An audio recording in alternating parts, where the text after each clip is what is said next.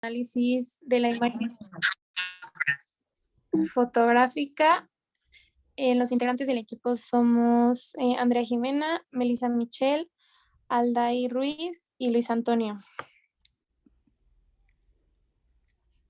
Como introducción, me gustaría decirles que existen distintas metodologías y modelos al momento de analizar una imagen que van desde lo elemental y básico hasta lo más complejo, donde la percepción visual se armoniza con el razonamiento para dar lugar a conceptos argumentativos y a opiniones críticas y propias de cada observador. Para el análisis de la fotografía, resulta imperioso adoptar algunas estrategias y metodologías que nos pueden ayudar a comprender de mejor manera la composición de una imagen, y este análisis no fija algún método estándar para aplicarlo, ya que al momento de evaluar nosotros una composición de una imagen, también ayuda al observador a formar una idea y brinda los elementos necesarios para generar un concepto final, analítico, crítico y argumentativo. Va mi compañero. Sí, esta metodología de análisis va por niveles, entonces me toca explicarles el primer nivel, que es el análisis contextual. Para esta sección de la exposición yo voy a utilizar de ejemplo el trabajo de retrato hecho por Arnold Newman. ¿Para qué sirve este primer nivel? Es utilizado debido a que al interpretar una fotografía tenemos varios obstáculos, y entre ellos se encuentran los prejuicios, las convicciones propias, los gustos y las preferencias. Es inevitable que todo esto se vea involucrado cuando vamos a analizar una foto y se busque corregir mediante este primer nivel de análisis. Para esto vamos a buscar información de tres aspectos que luego van a tener sus propias subdivisiones, pero son los datos generales, los parámetros técnicos, los datos biográficos y críticos, y la finalidad de todos estos es mejorar la competencia lectora y la interpretación de la foto. En los datos generales vamos a encontrar el título de la fotografía, el nombre del autor, la nacionalidad del autor, el año de la fotografía, la procedencia de la fotografía. En el género vamos a encontrar, por ejemplo, retrato, paisaje, deportiva. Y por último, si es que la foto pertenece a algún movimiento, se va a enlistar. Luego seguimos con los parámetros técnicos y en estos se va a enlistar si la foto está blanco y negro, si está a color, qué formato tiene, con qué cámara fotográfica fue tomada. El soporte, este se refiere a dónde vamos a observar la foto, si está impresa en un libro, si simplemente está impresa, si fuera, por ejemplo, en un póster. Y también vamos a añadir información extra. Aquí podría entrar el tipo de objetivo que usó la cámara, la iluminación que se usó. Y por último, vamos a reunir los datos biográficos y críticos. Aquí entran aspectos relevantes de la vida del autor de la fotografía o algunos comentarios que hayan hecho críticos acerca del trabajo del fotógrafo. Aquí les voy a poner un ejemplo breve del nivel contextual. Esta foto la tomó Arnold Newman y se la tomó Alfred Krupp. Alfred Krupp se vio involucrado durante la Segunda Guerra Mundial. Él tenía una fábrica y él se enriqueció, digamos, vendiendo armas. Entonces, ese, digamos, es el contexto inicial de la foto. Los datos generales, como título, la foto recibe el nombre del sujeto que se retrató, que es Alfred Krupp. El autor fue Arnold Newman. La nacionalidad de Arnold Newman es de Estados Unidos. Es del año 1963. La procedencia de la imagen viene en un catálogo llamado Los Grandes Fotógrafos. El género principal es el retrato. En los parámetros técnicos vamos a encontrar que la foto se tomó tanto a color como en blanco y negro, pero en este caso estamos analizando la foto en blanco y negro. En el formato no tenemos información disponible, en la cámara tampoco. En el soporte, ya que está en un libro, es la reproducción dentro de un libro impreso. Y en el objetivo, pese a que no hay información disponible, la ejecución de la fotografía permite pensar que fue tomada con un gran angular que probablemente estaba en 21 milímetros debido a la deformación que hace que el rostro del sujeto retratado se vea alargado. Dentro de otras informaciones podemos encontrar que a este fotógrafo, Arnold Newman, le gustaba trabajar con distintos tipos de formatos. Entre ellos encontramos el formato medio, el formato completo y 35 milímetros. Él en general utilizaba iluminación artificial y mm, luego de ahí seguirían los datos biográficos y críticos. En estos podemos añadir que el fotógrafo que es Arnold Newman siempre estuvo interesado en la fotografía de retrato, estudió arte en la Escuela Superior de Miami, realizó retratos experimentales con diversos artistas, lo cual le permitió mejorar su técnica, y en 1981 recibió el título de doctor en Bellas Artes. Entre los comentarios que podemos encontrar de crítica se encuentra a Robert Sobiesk, y él se encargó de revisar la obra de Newman. Entonces, al respecto, lo que él dice de Newman es que sus retratos tienen una tendencia a la abstracción y esto lo une a un interés por situar a la gente en su entorno natural. También añade que los retratos de Newman registran el semblante, revelan la personalidad y simbolizan el carácter buscando obtener fisionomías que sean tanto fieles como interpretativas. Esta fue la parte del análisis contextual. Esta es la primera y bueno, continuamos. Bueno, me faltó. Dentro de las consideraciones de este primer nivel, que es el contextual, es que el método está pensado para fotografías lo más complejas posibles. Realmente se trata de que en este método se analicen fotografías de autor. Digo, por poner un ejemplo, tal vez no vamos a analizar la foto que tomamos en la mañana del desayuno, pero si encontráramos una foto más compleja de retrato, esa sí la vamos a analizar. Asimismo, se puede hacer un análisis, incluso si se desconoce la autoría, el título de la foto o el año de la foto, pero nos aclaran que no son las condiciones más favorables. Las condiciones de producción y exhibición también nos ayudan a comprender mejor la imagen que se analiza. En esto, por ejemplo, pudo influir la percepción de ustedes al ver la foto que puse, esto porque estamos en un medio digital y probablemente la reproducción de los colores no sea tan exacta si la vemos en un libro impreso. Por último, se tomaba en cuenta que se debe distinguir el autor empírico y la instancia enunciativa. El autor empírico haría referencia a lo que, digamos, a la intención original, a la que probablemente no vamos a tener acceso porque en ocasiones no se nos dice cuál era la intención original al tomar la foto, pero sí tenemos la instancia enunciativa, que son los elementos que a nosotros nos van a permitir analizar y darnos una idea de cuál era la intención.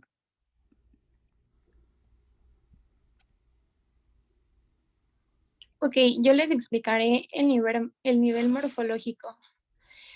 Y para tener en cuenta, poder darles la definición como tal, me gustaría decirles que en la fotografía, la morfología es la disciplina que se ocupa del estudio y la descripción de las formas externas en un objeto. Ok, bueno, los elementos morfológicos de la imagen son los responsables de la estructura espacial y comparten algunas propiedades comunes, y entre ellas podemos decir que son los únicos con una presencia material y tangible en la imagen, y el valor de actividad plástica de cada uno es variable y depende siempre del contexto. Es decir, lo que determina la significación plástica resultante es la interacción de los propios elementos entre sí. Y como veremos, algunas de las nociones como el punto, la línea, el plano, el espacio, la escala, el color, que son las que les mencionaré a continuación, no son puramente materiales y con frecuencia participan a la vez en una condición morfológica, dinámica, escalar y compositiva. Ok, empezaremos con el punto, el cual es un elemento simple de comunicación visual y es un elemento que actúa plásticamente en la composición y que puede ser intangible, imperceptible e inmaterial. Y tiene unas dimensiones y formas definidas, ya que es pequeño y redondo, pero el punto real puede adoptar distintas formas y es un elemento morfológico, ya que tiene una dimensión variable y una dimensión relativa que expresa la parte más pequeña en el espacio. En segundo tenemos la línea, que junto con el punto son uno de los elementos básicos del lenguaje visual y se le puede definir como un suceso de puntos, pero no ancho ni profundo, que ocupa un lugar en el espacio y delimita el contorno de las figuras. Algunos ejemplos de la línea podrían ser que es una línea recta, curva o compuesta. Si es recta, puede ser horizontal, vertical u oblicua, y en una composición gráfica puede provocar diferentes sensaciones. La que sigue, por favor. Sus funciones plásticas son diversas, ya que crean... Ay, ¿le puedo regresar? Ahí. Sí. ¿Ahí? La de antes, por favor. Ok. Ya que crean vectores de dirección básicos para organizar las composiciones, aportan profundidad, separan planos y compartimentan con sencillez el espacio. A continuación tenemos los ejemplos de líneas que pues muchos ya las conocemos y era lo que les explicaba, que pueden ser horizontales, verticales u oblicuas y pueden provocarnos distintas sensaciones al verlas en las imágenes.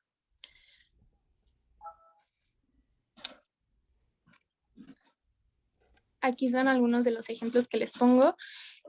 Por ejemplo, las líneas curvas, si las observamos como vienen en las imágenes, nos pueden dar algunas sensaciones de movimiento o como tenemos en la primera imagen, que son sensaciones 3D que en muchas ocasiones las podemos observar. Ok, para el plano, tengo que es uno de los entes geométricos fundamentales junto con la recta y el punto, ya que tienen largo y ancho pero no grosor y de acuerdo con su forma produce diversas sensaciones, porque es un elemento morfológico de superficie estrechamente ligado al espacio y se define en función de dos prioridades, la bidimensionalidad y su forma. La bidimensionalidad no puede hacernos olvidar que un plano puede ser proyectado en el espacio cuantas veces se desee y en la orientación que convenga. Un ejemplo de esta bidimensionalidad serían los cubos, que nosotros lo vamos a ver desde el lado que nosotros nos convenga para, por ejemplo, poder armarlo. Tenemos que observarlo de todas las caras y ver cuál sería el movimiento, el mejor movimiento que podríamos realizar.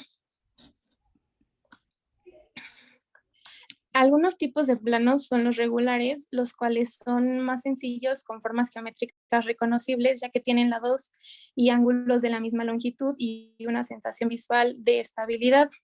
Los irregulares nos presentan diferencias en la medida de sus lados y ángulos, o sus contornos son irregulares y tienen una utilización que produce sensación de inestabilidad y movimiento.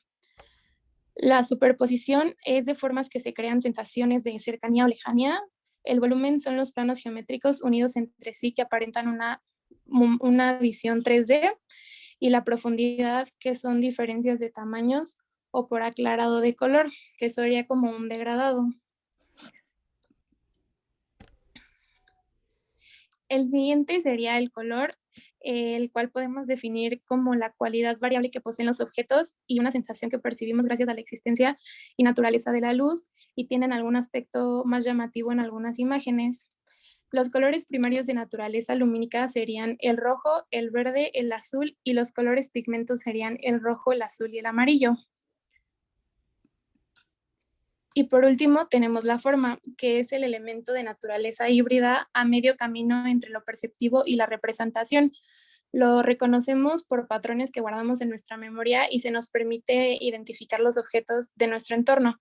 La clave en la identificación sería un objeto que se percibe y la del patrón que se almacena en nuestra memoria.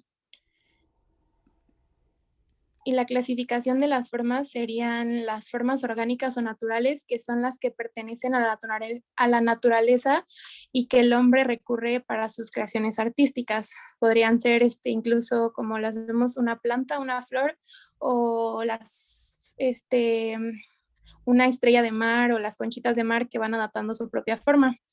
En formas artificiales tenemos las que nosotros, o bueno, el hombre modifica para darle un uso práctico o un goce estético, que podría ser todas las esculturas que vemos en la calle, por ejemplo, la estela de luz.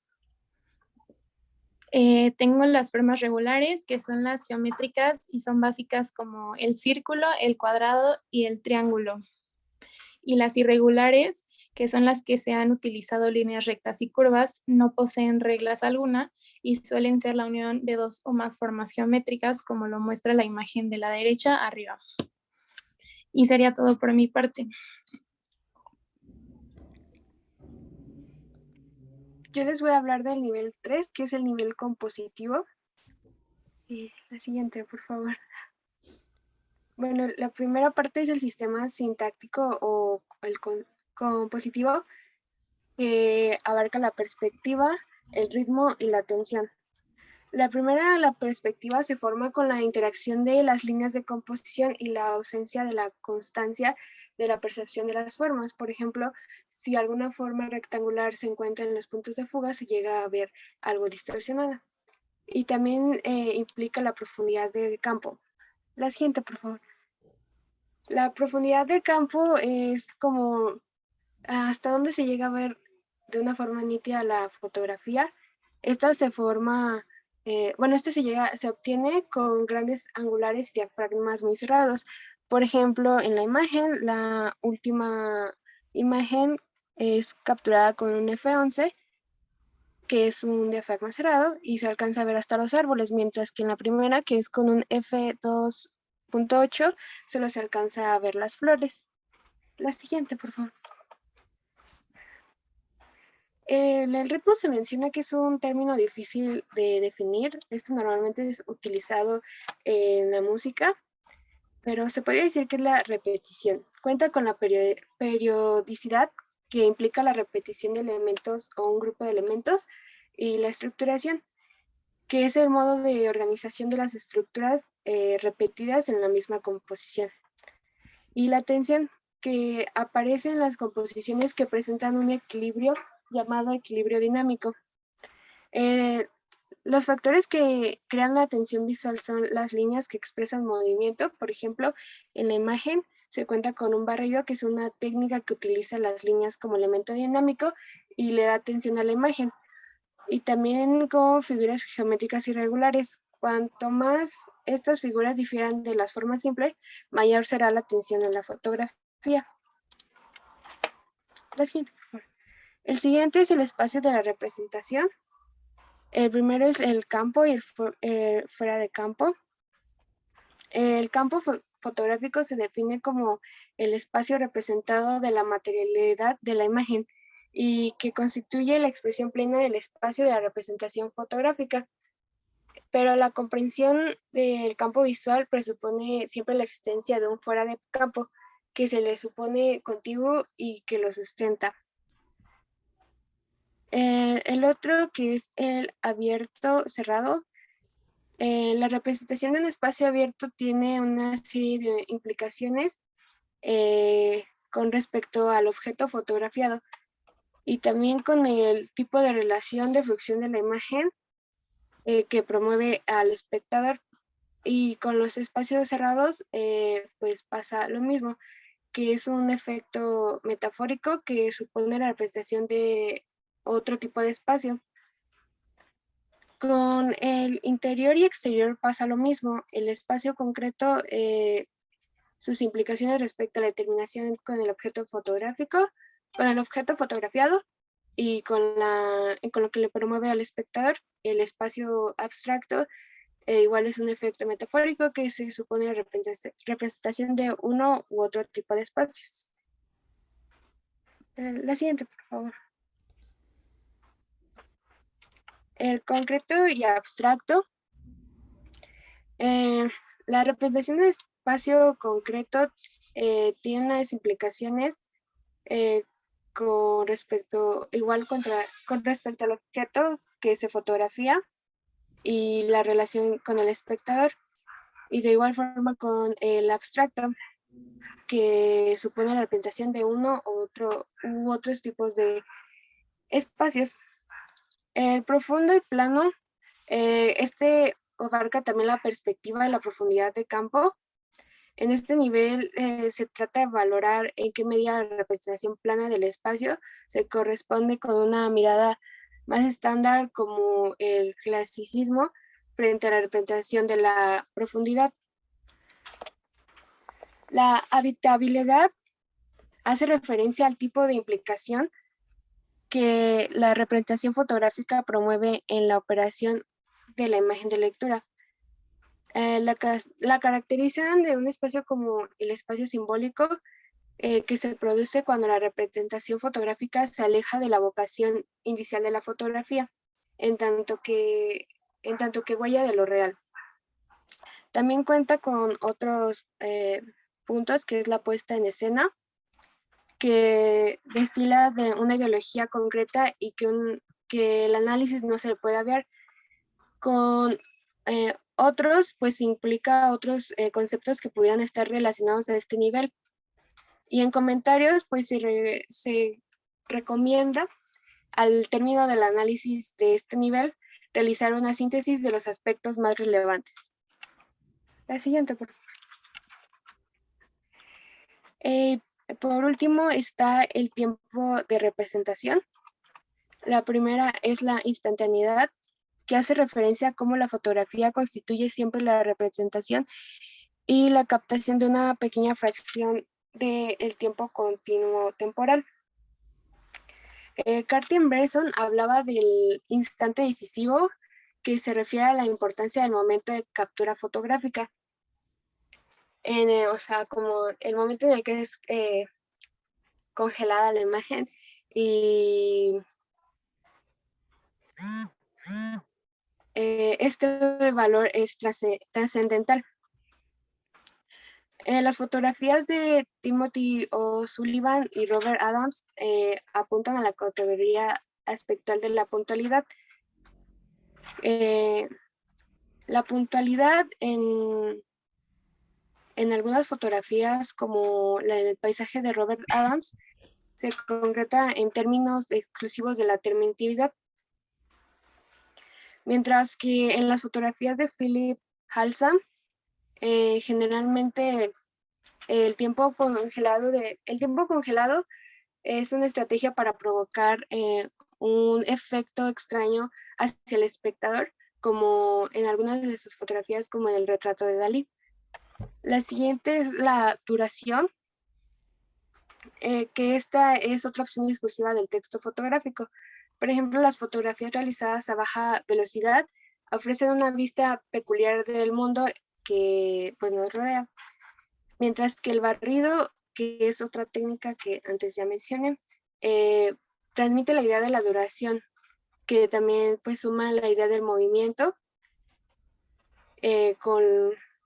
como con las líneas que presenta, por ejemplo, cuando se capturan carros en movimiento o un ciclista o algo por el estilo.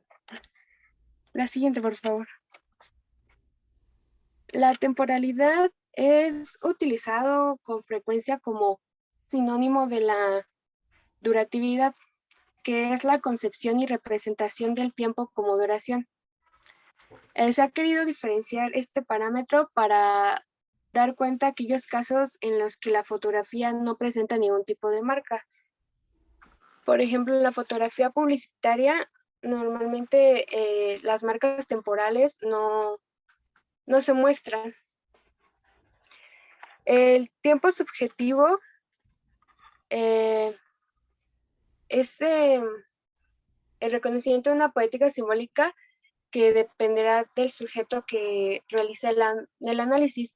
En ocasiones se puede considerar que el tiempo representado en la fotografía adquiere una dimensión subjetiva para la persona que lo analiza y difícilmente es decodificable para otras personas.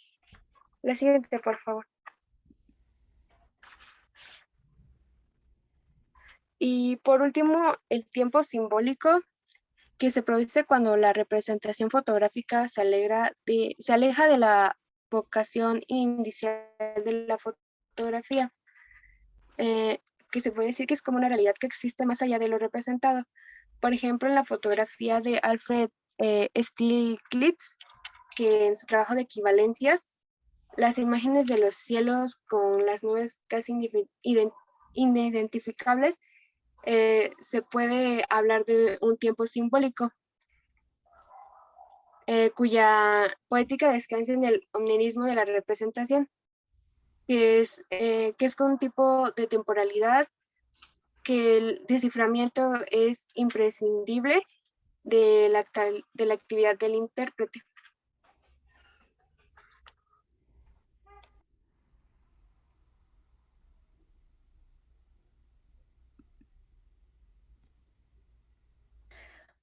Por último, tenemos el nivel interpretativo de la imagen. Este nivel pone énfasis en el estudio de los modos de articulación del punto de vista, ya que pues cualquier fotografía que representa una bueno, cada fotografía representa una selección de la realidad, es decir, que esta está situada en un lugar, en un tiempo y situación determinada, y por ello es necesario tener presente que en ella existe una mirada enunciativa y que de ella van a emerger aspectos como las condiciones de producción que traen consigo un contexto tanto social como económico, político y cultural, y de igual forma se toma en cuenta las condiciones de recepción de la fotografía, es decir, en dónde se exhibe y a qué público va dirigido.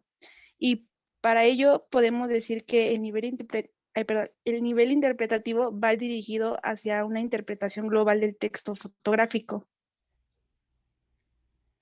La siguiente, por favor. Esta interpretación global tiene características fundamentales para ser tomadas en cuenta al momento de aplicarlo.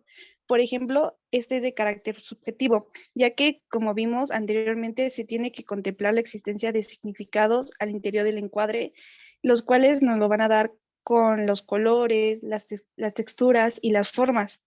Y en este nivel interpretativo es recomendable seguir el llamado principio de parsimonia, que consiste en la elección de la hipótesis interpretativa más sencilla entre las múltiples que puedan surgir. Por ejemplo, en la imagen que observamos podrían venir a nuestra mente varias ideas del significado de dicha fotografía. Sin embargo, la primera que nos llega a la mente podría ser de guerra, es decir, un contexto de guerra que podríamos decir que es de la Segunda Guerra Mundial. Entonces, lo que nos dice este nivel es que tomemos esa hipótesis para analizar la fotografía. La siguiente, por favor. En este nivel también se trata de ofrecer una lectura crítica a la imagen desde una visión de totalidad, en donde será necesario hacer un resumen de los aspectos más relevantes de la fotografía, como por ejemplo el personaje como tal, si es una figura de autoridad o no, la iluminación, si esta iluminación quiere decir algo o no, y el lugar igual, si el lugar nos quiere decir algo, que, bueno, mayormente el lugar tiene que ver la relación con el personaje fotográfico y viceversa. Y para esto es necesario saber que pueden presentarse algunos conceptos a lo largo del análisis, como las nociones de ambigüedad, es decir, que hay varias formas de interpretar dichos elementos de la fotografía.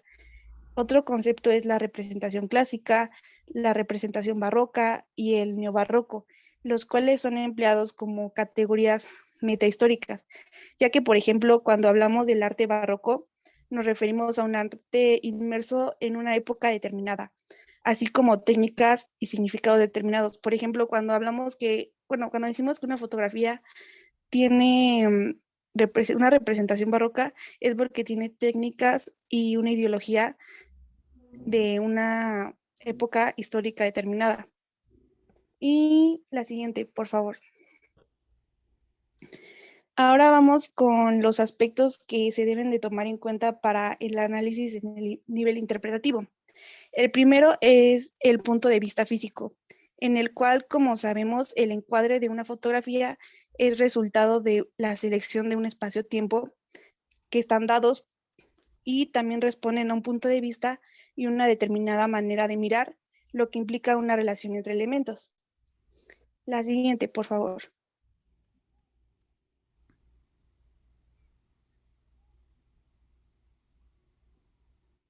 Ok. La actitud de los personajes puede revelar ironía, sarcasmo, desafío, etcétera, que dichas emociones promueven en el espectador cierto tipo de sensaciones, de emociones, y esas actitudes pueden ser estudiadas a partir del examen de la puesta en escena, de la pose, de los actantes e incluso de la mirada. Por ejemplo, tenemos una fotografía de Scarlett Johansson que podemos ver que es una persona decidida, bueno, está en una pose decidida. ¿Y por qué sabemos esto? Por su mirada, una mirada profunda, una pose recta. Entonces, como su mirada no está viendo a la cámara, podemos decir que es una fotografía natural, que ella se siente segura de sí misma. Y pues bueno, por otra parte tenemos los calificadores, en donde se proponen al estudio de los modos de calificación de los personajes por parte de las instancias enunciativas. Es decir, que nos informan el grado de integración del sujeto con su entorno y del grado de proximidad o alejamiento que se promueve en la fotografía para el espectador. La siguiente, por favor.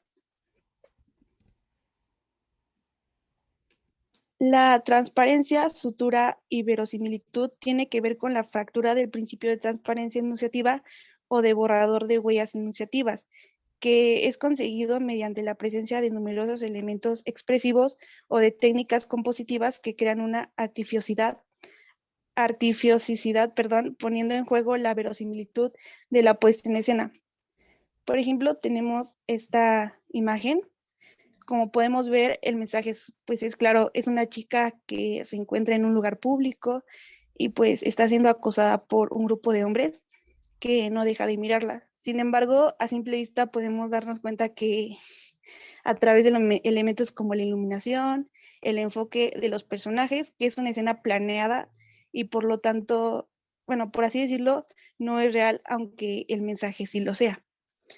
Y aquí en las marcas textuales, la verdad, tuve algunas dudas, no pude comprenderlo completamente, entonces no sé si el profesor al final de la exposición podría explicarlo. La siguiente, por favor. Por último, tenemos la mirada de los personajes. En este punto podemos darnos cuenta de que el actor fotográfico transmite, bueno, lo que transmite es de vital importancia para leer una fotografía, ya que nos plantea que si el rostro y la mirada del personaje o los personajes no se muestran a la cámara, esta fotografía muestra una acción, situación y relaciones de fuerza que tiene como efecto un mayor realismo, como por ejemplo podría ser una fotografía de prensa o social. En el ejemplo podemos ver cómo los rostros de los personajes no se muestran, entonces esto nos quiere decir que hay más realismo en lo que está pasando, en la situación que muestra la fotografía. Mientras que la mirada hacia la cámara o los personajes constituye una interpelación directa, desafiante al espectador y por ende al dispositivo técnico, en este caso sería la cámara, y rompe el verosímil fotográfico. Como podemos observar en la imagen de las dos chicas, pues están viendo hacia la cámara y pues podemos ver que lo están haciendo porque ellas saben que están siendo fotografiadas y en realidad no podemos saber si ellas en la vida real se llevan bien, se llevan mal y si solo lo están haciendo para tomarse la foto. Y antes de concluir, hay un punto importante al finalizar el análisis, que es el placer visual. Este placer viene de la propia actividad analítica, ya que al entender o parecer entender el sentido oculto o sentidos ocultos en el mensaje fotográfico, es una actividad que también proporciona satisfacción. El saber que se logró la meta interpretativa, saber que a través de las diferentes hipótesis o a través de la hipótesis principal que planteaste, pudiste encontrar el significado de la fotografía. La siguiente, por favor.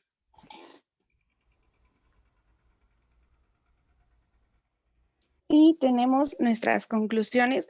Esta metodología de análisis no pretende convertirse en una suerte de rejilla al aplicar mecánicamente el estudio de los textos fotográficos, ya que de ser así podría caer en el fetichismo del método y tampoco pretende ser una metodología de trabajo inédita, ya que, como sabemos, existen, bueno, como se dijo al principio, existen varias metodologías, varias formas de análisis de una fotografía y el propósito, el objetivo de esta es hacer más comprensible, más amena, tener, por así decirlo, otra forma de ver la fotografía. Y este proyecto de investigación busca ayudar tanto a los profesores, alumnos, así como personas no académicas a guiarse y apoyarse al momento de analizar una fotografía, ya que, como sabemos, no es una tarea fácil y por lo tanto se necesita una metodología para llevarlo a cabo. Y eso sería todo por nuestra parte. Si tienen alguna pregunta, no duden en hacerla, por favor.